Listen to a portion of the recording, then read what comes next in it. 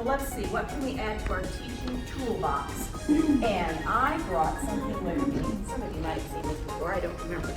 But I have all kinds of tools that might be able to be pulled out of that bag. There's some kind of a wrench. I have, let's see, there's a drill. What might we be able to find? There's a sander. Okay, so I'm going to throw these back in here, and we're going to mix these up. Oops, I missed that.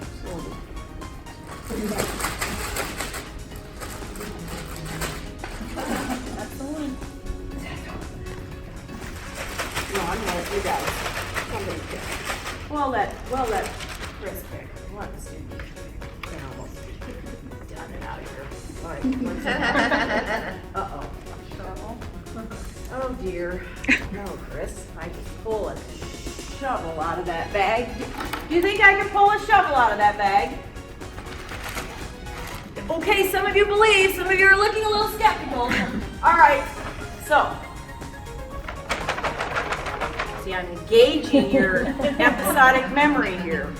Some of you have seen this before, I think. All right. Have you seen this before? I don't think so. All right. So everybody get your hands up. You're all going to say, I believe. 1, 2, 3. I believe.